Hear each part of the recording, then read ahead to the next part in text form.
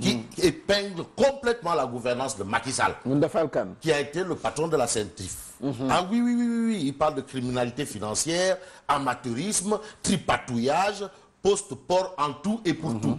Mais ce qui semble particulier, moi j'ai parcouru l'article, vraiment 3 têtes, l'article, criminalité financière, amateurisme, tripatouillage, Ngunda Falkan épingle Macky Sall et blanchit Aliou Sall.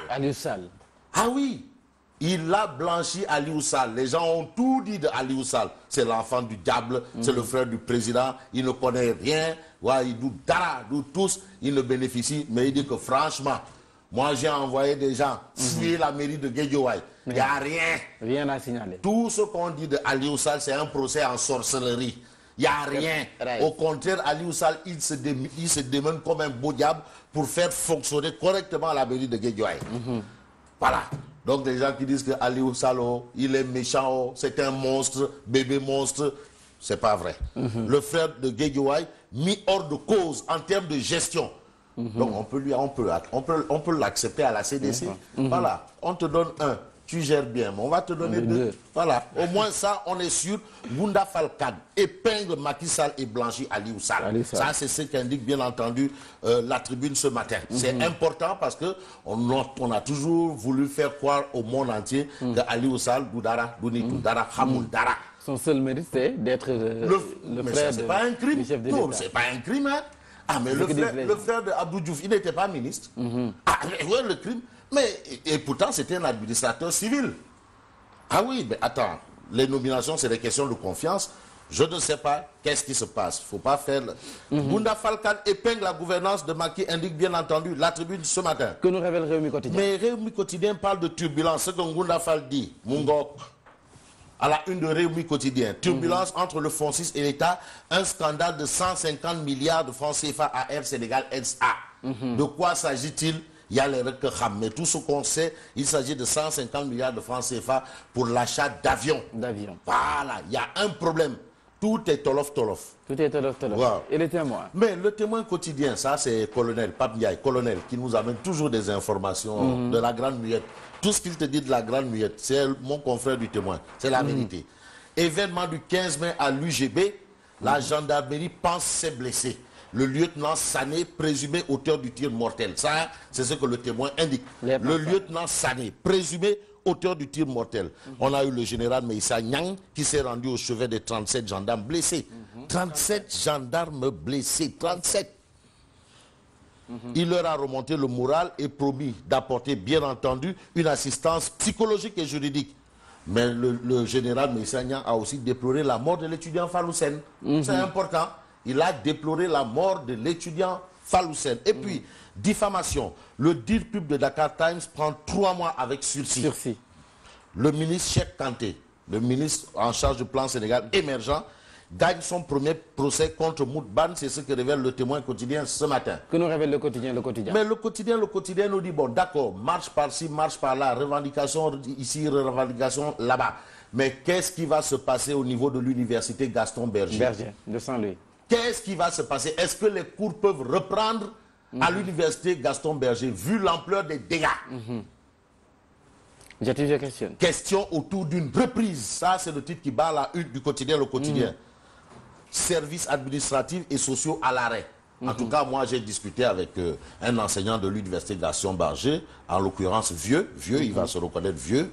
Il me dit que franchement, il n'y a plus rien là-bas. Tous les services, rien et rien. Voilà. Services administratifs et sociaux à l'arrêt. Le SAES, les conditions, même le SAES, considère que les conditions ne sont pas réunies pour la reprise. Donc, qu'est-ce qu'il faut faire? Il faut renvoyer tout à la rentrée prochaine au niveau de Gaston Berger. Là, c'est autre chose. Ah, là, c'est une autre paire de manches. Quelle est la solution pour que les cours... Parce que, d'accord, bon, il y a une situation, l'État est en train de faire son enquête, essayer de trouver des solutions. Les étudiants manifestent à Dakar, mais à Saint-Louis. Les étudiants manifestent à Dakar, manifestent partout. Eux, ils vont reprendre les cours. Mais à Saint-Louis, qu'est-ce qui va se passer? C'est ça la question. Les conditions ne sont pas réunies selon le CAS. Les étudiants déversent leur colère dans la rue, indique bien entendu, le quotidien. Et puis, financement de Dakar Medical City, le Sénégal décroche Amadouba avec ces milliards-là. Amadouba, je ne comprends pas. Non, le pays est pire liquide. Bon. Mais ana xaalis L'argent circule. ana xaalis bi. C'est la question qu'on demande. Il y a que des problèmes d'argent là. Partout il y a de l'argent. Des problèmes d'argent. Ana xaalis bi. Où est l'argent?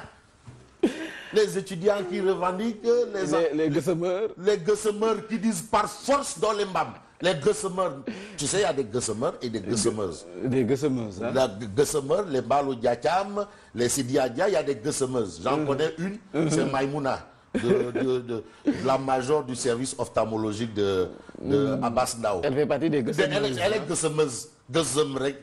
Gossem. Voilà. En tout cas, on retient ça. Et puis le quotidien parle d'attaque armée à Niaguis. Un enfant de 6 ans tué. Vraiment, 6 ans tué. C'est pénible. C'est triste, vraiment. C'est-à-dire, on parle de noix de cajou, on parle de forêt. Dans cette zone-là, on tue pour le bois, on tue pour le cajou. C'est compliqué. L'État a la lourde responsabilité de maintenir l'ordre. Hein. Voilà, Vox Populi. Mais Vox Populi parle de déferlante estudiantine dans les rues du pays, du Sénégal. De Dakar à Saint-Louis en passant par Diourbel, Thiès et Rufisque, des milliers d'étudiants ont manifesté. Ils ont manifesté. Ils exigent toujours le départ, Raking Tak, Taf Taf et Johnny des responsables. Il faut d'abord situer les responsabilités. La question de l'argent. Aujourd'hui et maintenant. Ça, c'est ce que révèle Vox Populi ce matin. Et puis, attaque armée à Samik, c'est dans le Niaguis. Mohamed Mané, 4 ans emporté par une balle perdue, indique bien entendu Vox Populi. Enquête. Mais Enquête quotidienne parle de déferlante de colère. Pour illustrer un peu la marche nationale des étudiants du Sénégal hier. Déferlante de colère. Ça, c'est ce que retient et fait retenir le journal Enquête ce matin. Et puis, installation de la commission ad hoc sur le parrainage. Macky Sall déroule, l'opposition se radicalise. Pour parler justement de l'attaque mortelle au niveau de Niaguis en Casamance, Enquête quotidienne révèle que c'est la noix de cajou qui est au cœur du drame. C'est la noix de cajou qui est au cœur du drame. La noix de cajou. Il y avait le bois qui a été au cœur d'un drame. Maintenant, c'est la noix de cajou qui sera au cœur du drame. Tu sais qu'on exploite le zircon actuellement à Ziguinchor. Est-ce que aussi, vraiment, il faut voir les choses au clair. Il faut tirer les choses au clair. Sud Quotidien. Mais Sud Quotidien titre affaire Faloussen, marche nationale pacifique. Pacifique, il faut le reconnaître. Les étudiants qui ont fait preuve de responsabilité. C'est comme ça. Les étudiants maintiennent la pression, indique Sud Quotidien ce matin. L'As Quotidien. Mais l'As Quotidien parle de retard de paiement de scolarité. Génial. Les écoles privées expulsent les étudiants de Macky la semaine prochaine. Ah bon? Tu sais qu'il y a des élèves, des étudiants qui ont été orientés dans les écoles privées. Oui. Ils seront expulsés la semaine prochaine. Paiement de scolarité. Ana Khalis bi. C'est ça. Oui, l'argent, eurobond et patati. Mais Amadouba, Ana Khalis bi. La question qui là, maintenant, il y a encore des étudiants qui seront virés. Parce que où est l'argent? Les étudiants seront virés de leurs établissements. Voilà encore. Mais Amadouba, Ana Khalis bi.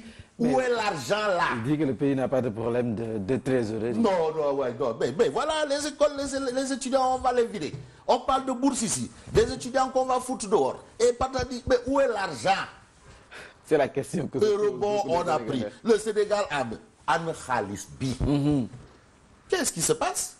Bon, on reste avec l'As Quotidien qui dit Macky gonfle à bloc les lions. Remise du drapeau de l'équipe nationale qui va justement... qui ira en Coupe du Monde. Hein?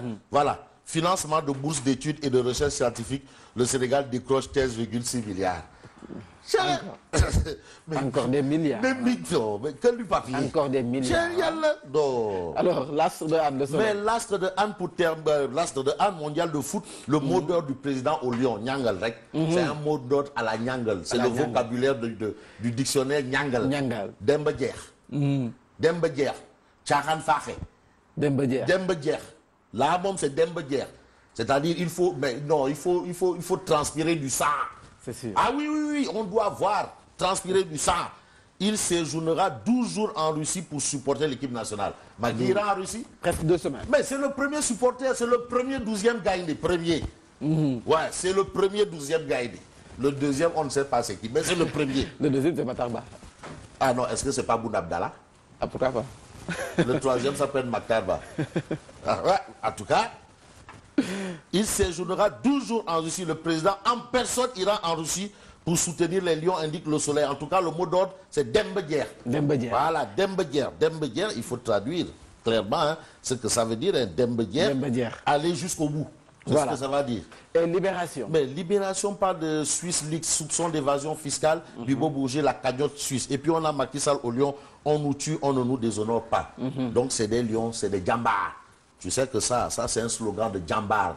De Djamba, on nous tue, on ne nous déshonore pas. Et puis massacre de Bofa, le juge débute les auditions dans le fond. Oumar Ampoyi Diatta, extrait pour point de suspension. Voilà, c'est terminé. Et je vous donne rendez-vous lundi prochain. Donc bon week-end. Ah mais bon week-end et bon repos surtout. Hein. Prenez du bon temps, reposez-vous bien. Et un clin d'œil à tous nos amis. Tous nos amis. J'en ai oublié certains, j'en ai passé à d'autres. Mais tous, on les porte dans nos cœurs. Dans nos cœurs. Voilà, moi je vous retrouve tout à l'heure et c'est pour le journal.